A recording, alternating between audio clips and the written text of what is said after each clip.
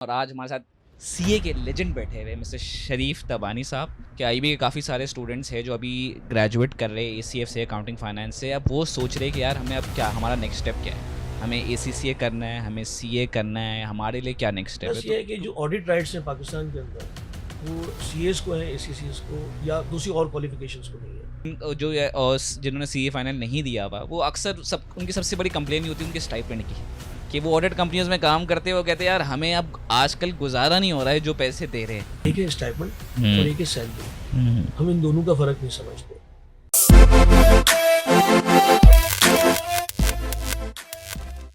Welcome to I today podcast let's talk. This is your host Mohammad Afan और आज हमारे साथ सीए के लेजेंड बैठे हुए मिस्टर शरीफ तबानी साहब।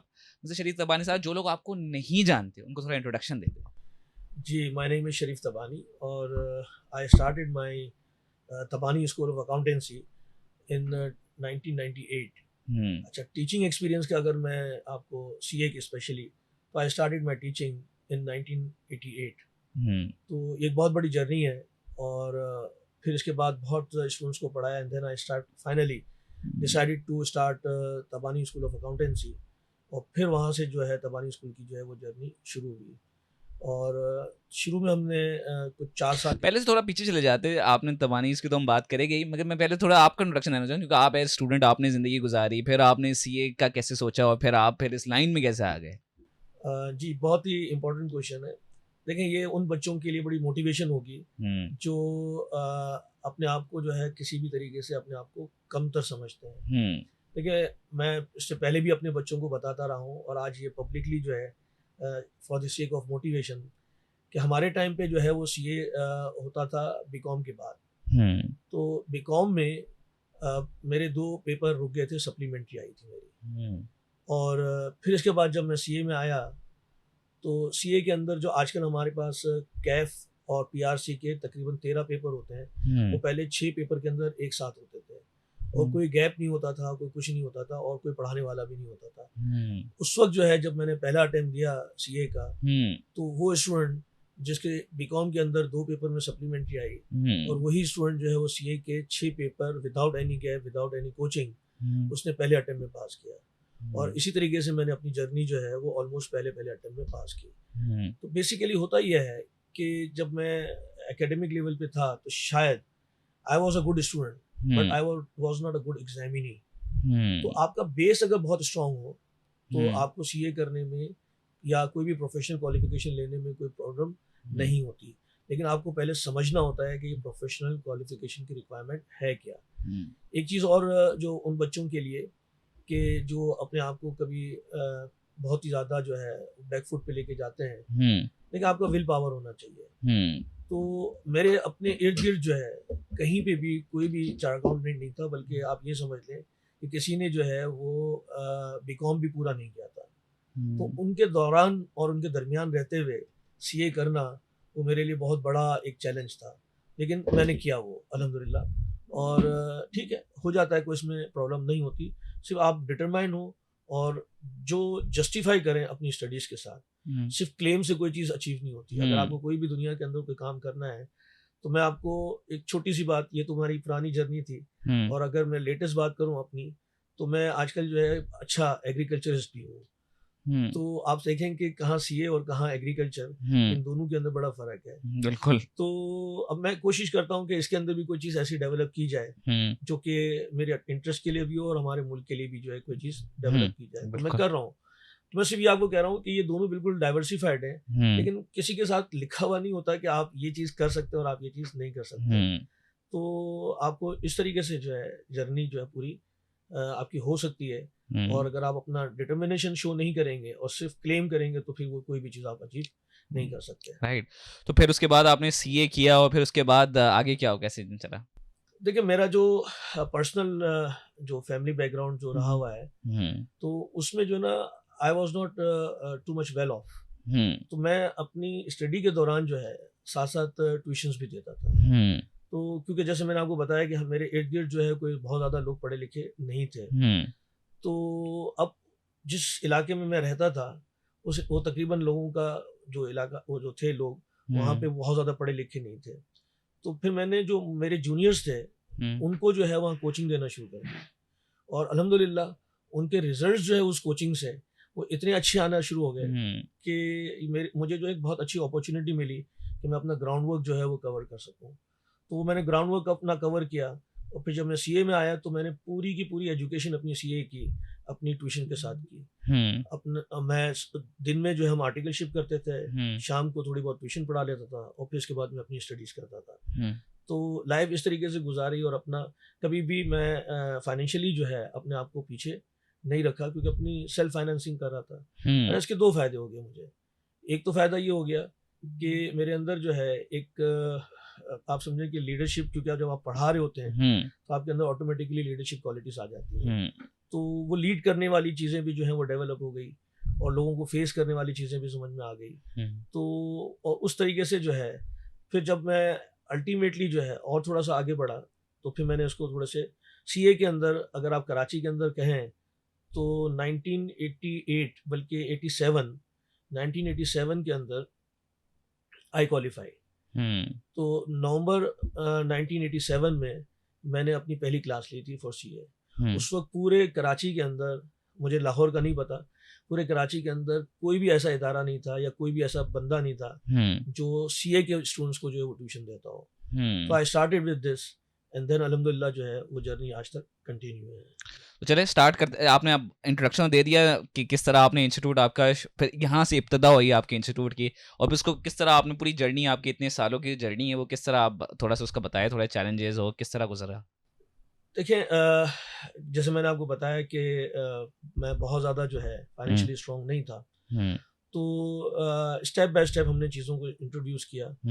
तो और इसके बाद जो है देखिए एक चीज़ मेरा शुरू से जो है, जब मैं प्राइवेटली पढ़ाया करता था तो उस वक्त से लेके अब तक मेरा एक ये रहा हुआ है कि मैं एक बेंचमार्क बनाता हूँ कि मैंने ये इतने नंबर्स चाहिए और मेरी इतनी स्ट्रेंथ है। मैं स्ट्रेंथ से ऊपर नहीं जाया करता। तो सीए के अंदर भी जब मैं इनिशियली जब पढ़ाया कर रहा था प्राइवेटली, तो उस वक्त भी जो है ना बच्चों को ये पता होता था कि तबानी साहब के पास अगर 25 सीटें हैं तो वो 26वां बंदा नहीं लेंगे। तो अल्हम्दुलिल्लाह जो सीरियस स्टूडेंट होता था वो आके पहले से बुक करा लेता था हमारे पास। और इसी तरीके से जो है वो जर्नी, तो when I started my Tabani school of accountancy, तो उस वक्त भी जो है मैंने अपने जहन में ये रखा था कि क्वालिटी स्टूडेंट्स हमने लेना है, सबको नहीं लेना। अच्छा, रिजेक्शन का सीए के अंदर कोई रिवाज नहीं था। तो जब मैंने 1998 में अपना टीएसए को एस्टेब्लिश किया, तो मेरे पास तकरीबन जो है 110 के करीब जो है स्टूडेंट्स ने अपना इंटरेस्ट शो किया था। But I pick only 81 students. ठीक है। एंड देन इसके बाद उसको हमने स्टार्ट किया और ताकि थोड़ा सा हम ये देखें कि जो क्वालिटी अगर आप देखें तो उस वक्त से लेके अब तक हमने क्वालिटी मेंटेन की है। तो वहाँ पे मेन ऑब्जेक्टिव मेरा ये था कि कोई चीज़ अच्छी दी जाए और प्रॉपरली जो है स्टूडेंट्स को काउंसलिंग दी जाए, प्रॉपरली जो है वो उनको वो चीज़ पढ़ाई जाए जो कि लाइफ लॉन्ग जो है वो उनको चीज़ों को याद रखें। और ऐसा नहीं है कि सिर्फ एग्जाम पास करने के लिए करें। आज भी मेरा बहुत सारा स्टूडेंट जो है वो याद करता है और आपको मैं ऑनेस्टली बताऊं कि एटलीस्ट कुछ महीनों के अंदर कोई ना कोई स्टूडेंट जो है वो पुराना मेरा वो मैसेज मुझे ज़रूर करता है कि सर आपने ये पढ़ाया था 2000 के अंदर, तो आज हमें अभी भी जो है वो काम आ रहा है, एंड सो फोर्थ। राइट। तो ये जो इस तरीके से पढ़ाना, तो इससे क्या होता है कि आपकी एनर्जी भी ऑटोमेटिकली जो है वो डेवलप होती रहती है। क्योंकि ये जो इतनी बड़ी जर्नी जो मैंने आपको बताया वो किसी एक टारगेट और किसी ऑब्जेक्टिव के बगैर नहीं हो सकती। अगर आप सिर्फ पढ़ाने वाले होते तो ये इतनी जर्नी जो है वो आप कवर नहीं कर सकते थे। राइट। तो अब हम बात कर लेते हैं कि जो ग्रेजुएट्स है, जो स्टूडेंट्स है, मैं थोड़ा सा आईबी की तरफ थोड़ा बात कर लेता हूँ कि आईबी के काफ़ी सारे स्टूडेंट्स हैं जो अभी ग्रेजुएट कर रहे हैं एसीएफ से, अकाउंटिंग फाइनेंस से। अब वो सोच रहे हैं कि यार हमें अब क्या, हमारा नेक्स्ट स्टेप क्या है, हमें एसीसीए करना है, हमें सीए करना है, हमारे लिए क्या नेक्स्ट स्टेप है। तो क्योंकि आपके इंस्टीट्यूट दोनों ऑफर करता है, आपकी थोड़ी एडवाइस हो जाए उनकी तरफ से।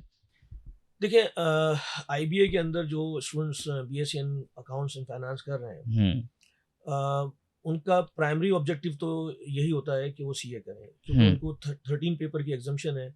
और ये एग्जाम्शन जो है वो किसी भी, मैं आपको बता दूं, किसी भी इदारे को ये 13 पेपर की एग्जाम्शन अवेलेबल नहीं है सीए की। सवाए लम्स के लम्स और आईबीए जो है इनके ग्रेजुएट को जो है ये अवेलेबल है। तो और बेसिकली बच्चा जब भी एडमिशन ले रहा होता है तो इनिशियली तो उसके दिमाग में यही होता है कि मैं सीए ही करूँगा after doing my graduation from IBA. लेकिन उसके बाद जो है क्योंकि चीज़ें जो है वो एक जैसी नहीं रहती, तो बाद में अपना माइंड कभी-कभी वो चेंज करता है। तो जो स्टूडेंट बहुत ही ज़्यादा डिटरमाइन होता है, तो वो अल्टीमेटली जो है वो सीए की तरफ जॉइन करता है, क्योंकि उनको 13 पेपर की एग्जामिशन मिली हुई होती है। एक चीज़ और बहुत अच्छी जो आईबीए ने की है, वो ये की है कि उन्होंने बहुत सारे जो ट्यूटर्स अपॉइंट किए हुए हैं फॉर दिस कोर्स, वो तकरीबन चार्ट अकाउंटेंट्स ही हैं। क्योंकि मैं जानता हूँ कि उसमें बहुत सारे मेरे अपने दोस्त भी हैं, कुछ स्टूडेंट्स भी हैं जो वहाँ पे आईबीए में पढ़ा रहे हैं। और एक चीज़ और उन्होंने बहुत अच्छी की हुई है कि जो आईकैप का स्टडी टेक्स्ट है, मोर और लेस वो उसको फॉलो भी कर रहे हैं। तो उससे ये हो रहा होता है कि आईकैप का जो माइंडसेट है वो उस जर्नी को कवर कर रहे होते हैं।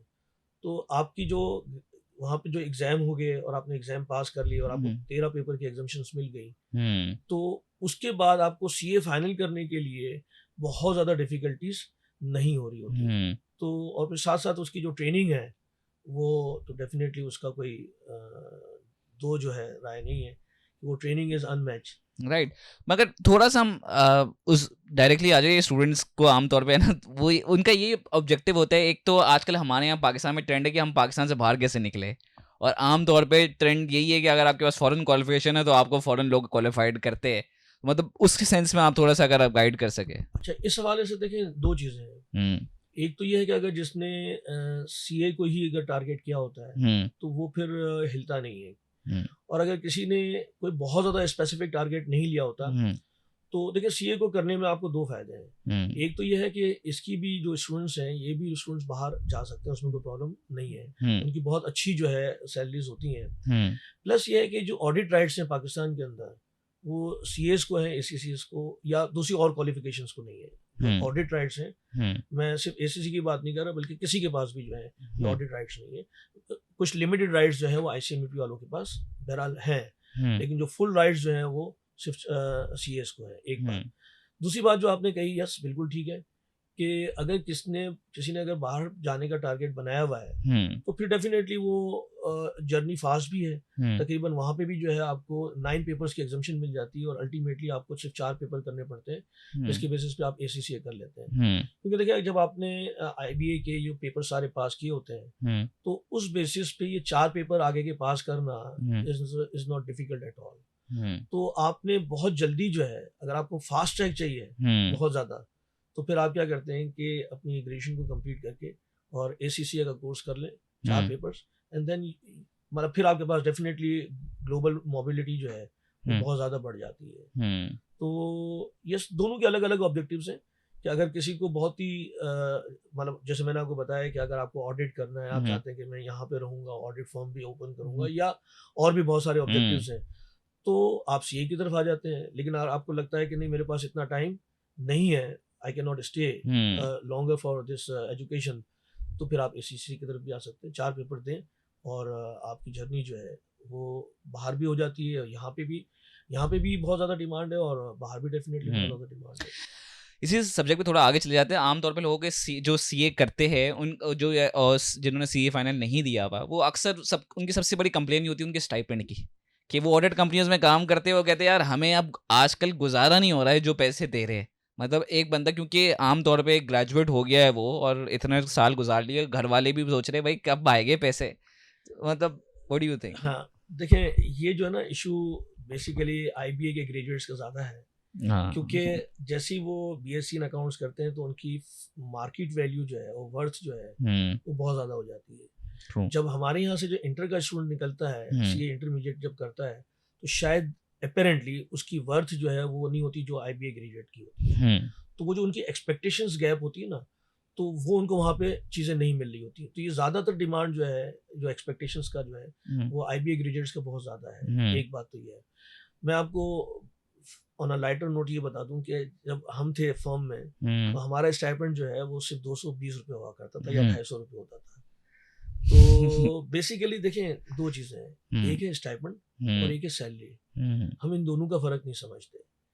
ये जो मैं आपको बिल्कुल ऑनेस्टी के साथ बता रहा हूँ कि जो फर्म में जो ट्रेनिंग मिलती है, वो आपको दुनिया की कोई भी आप क्वालिफिकेशन ले लें, इतनी अच्छी ट्रेनिंग आपको, और इतना आपका जो डाइवर्सिफाइड एक्सपीरियंस होता है, हम्म वो आप अगर पैसे दे के भी लेना चाहें तो मेरे ख्याल हम्म से वो आपको नहीं मिल सकती। ठीक तो है। स्टाइपेंड जो है, मैं आपको कुछ चीज़ें बता दूं ताकि लोगों के हम्म दिमाग से शायद ये निकल सके। हम्म देखिए, आजकल जो फर्म्स हैं, जो अच्छी फर्म्स हैं, अपेरेंटली देखने में ये लगता है कि ये 10,000 रुपये या 15,000 रुपये स्टाइपेंड जो मिल रहा है इनको, वो कम है। हम्म लेकिन फर्म को जैसे ही किसी किसी स्टूडेंट को वो हायर करते हैं, हम्म तो उनको एक लाइसेंस लैपटॉप लेना पड़ता है, एक लाइसेंस सॉफ्टवेयर लेना पड़ता है, हम्म उनको ट्रेनिंग देनी पड़ती है। तो हम्म वो जो हिडन कॉस्ट है, वो जो फर्म को पड़ रही होती है, क्योंकि आपको पता है कि अगर आप हम्म कोई भी लाइसेंस चीज़ें लें बाहर से, तो उसकी कॉस्ट कोई रुपीज़ में नहीं होती, वो डॉलर्स में पाउंड्स होता और है। डॉलर्स में होती है, हम्म और वो बहुत ज़्यादा होती है। तो मेरा ख्याल है कि जो कॉस्ट उनको दी जाती है, या स्टाइपेंड दी जाती है, उतनी या उससे थोड़ी सी ज़्यादा जो है वो फर्म हिडन जो है वो खुद बियर कर रही होती है। हम्म तो अगर आपको 15,000 रुपये की स्टाइपेंड मिल रही है, तो एक्चुअली जो फर्म जो आपके ऊपर कॉस्ट लगा रही होती है, वो हम्म तकरीबन 30,000 35,000 लगा रही होती है। वो जो आपको जो हम्म है डिफरेंस, वो स्टूडेंट को नज़र नहीं आ रहा होता, लेकिन एक्चुअली जो है वो फर्म्स, जो बड़ी फर्म्स हैं, वो लगा रही होती हैं। हम्म तो एक्चुअल कॉस्ट जो है वो फर्म्स की, वो ये होती है। तो स्टूडेंट्स को मैं अगेन एक दफ़ा और बता दूं कि जो ट्रेनिंग स्टूडेंट्स को मिल रही है, देखिए मैं आपको एक और चीज़ इसको हम्म थोड़ा सा सब्सटेंशिएट कर देता हूँ, क्योंकि ये बड़ा बर्निंग सब इशू होता है स्टूडेंट्स लोगों के का। लिए। हाँ, देखिए, जो ACCA का स्टूडेंट है, उसके हम्म पास दोनों ऑप्शंस अवेलेबल है, चाहे वो ठीक। फर्म में जाए हम्म या वो किसी इंडस्ट्री को ज्वाइन कर ले। हम्म लेकिन अगर आप जनरली, आपको भी पता होगा कि जो भी ACCA का स्टूडेंट होता है, उसकी फर्स्ट प्रेफरेंस जो होती है वो फर्म्स की होती है। हम्म तो अगर स्टाइपेंड कम मिल रही है, तो हम्म फर्म में क्यों जा रहा है, क्यों नहीं वो इंडस्ट्री में जा रहा हो? ठीक है हम्म ना, इंडस्ट्री में आपको डायरेक्टली जो है वो शायद हो सकता है कि 40,000 रुपये मिल जाए, हम्म और फर्म वाले अगर आपको 15,000 रुपये दे रहे हैं, हम्म तो वो जो डिफरेंस है, वो स्टूडेंट पागल तो नहीं है कि वो फर्म में जा रहा हो, क्योंकि हम्म उसकी ट्रेनिंग इतनी स्ट्रांग है, उसका बेनिफिट लॉन्ग टर्म में इतना ज़्यादा है हम्म कि आप अगर ये चीज़ कर रहे हैं, तो आप समझें कि ये, जैसे फॉर एग्जाम्पल अगर आप देखें डॉक्टर्स हैं, हम्म जब वो हाउस जॉब कर रहे होते हैं, तो हम्म आपको क्या लगता है कि उनको क्या वही डॉक्टर की फीसेस मिलना शुरू हो जाती है? वहाँ नहीं मिलती, क्योंकि उनको ये पता है कि अगर उनका वो हाउस जॉब जो है, वो ultimately this will lead to hmm their ultimate journey. तो इस ट्रेनिंग को जो है ना, हमने ज़रा डिफरेंटली समझा है। हम्म तो ये ट्रेनिंग जो है वो बेसिकली ट्रेनिंग है, वो आपकी नौकरी नहीं है। और वो जो ट्रेनिंग में जो फर्म आपको सपोर्ट दे रही होती है, डिफरेंट क्लाइंट्स पे आपको भेज रही होती है, और ग्रेजुअली जो आप जिस तरीके से ऊपर जा रहे होते हैं, हम्म ये अगेन मैं यही कहूँगा कि स्टूडेंट को कभी देना पड़ जाए अपने जेब से, हम्म तो भी जो है ये वर्थ है। ठीक है। चले आम तौर पे हमने सैलरी पे तो बात कर ली, हमने ग्रेड, हमने बात कर ली पेपर्स के हवाले से भी, मगर एक आपका एक लोगों का बर्निंग क्वेश्चन यही होता है ना कि आम तौर पे हम स्टूडेंट्स पे काम करते हैं, उनको पढ़ाते हैं, हमारा ऑब्जेक्टिव है कि वो अपने पेपर्स क्लियर करें, मगर एक ऑब्जेक्टिव होता है उनकी सोशल कैरेक्टर बिल्डिंग, और ये आजकल ऑनलाइन जो सर्टिफिकेट, ऑनलाइन जो काम शुरू हुआ है उससे थोड़ा हिंडर आ गया, तो मतलब थोड़ा सा आप वहाँ इंसाइट दे दे। जी, मैं तो असल में हमारे यहाँ पे TSA में हम हम्म कोशिश ये करते हैं कि स्टूडेंट्स को बहुत सारी जो है इस किस्म की, हमारे यहाँ एक तो ये होता है कि एनुअल फंक्शंस होते हैं, हम्म उस एनुअल फंक्शन के अंदर हर स्टूडेंट को जो है पार्टिसिपेशन का मौका हम देते हैं। हम्म वो टीम बनाते हैं, वो स्क्रिप्ट, मतलब वो हर चीज़ जो है वो खुद डायरेक्टर्स बनते हैं, और बहुत सारा उनको, जो कि नॉर्मली जो है वो CA और ACCA के स्टूडेंट्स के अंदर ये चीज़ें हम्म नहीं होती। फिर हमने, हमारी एक और बहुत बड़ी सोसाइटी है, तबानीज़ लिटरेरी सोसाइटी। हम्म उनका बेसिकली ऑब्जेक्टिव ये होता है कि वो डिबेट कॉम्पिटिशन्स में throughout Pakistan they are competing, और अल्हम्दुलिल्लाह एक पूरी हमारी टीम बनी हुई है, उनको ट्रेनिंग देते हैं हम, और फिर वो जाके डिबेट करते हैं। तो ये अच्छा। सारी सोशल एक्टिविटीज़ जो हैं, वो हम कोशिश करते हैं कि TSA के अंदर बच्चों को प्रोवाइड करें। तो बिफोर वी एंड हम चाहते हैं कुछ एडवाइस आप दे सके कि स्टूडेंट्स को, चाहे वो IB को, चाहे वो तबानी से पढ़ रहे हो, तो उनकी तरफ से थोड़ी एडवाइस हो जाए। आपको छोटी सी मिसाल देता हूँ। हमने अपने यहाँ पे ERP का कोर्स जो है अपने ACCA को और CA के स्टूडेंट्स को ऑफर किया।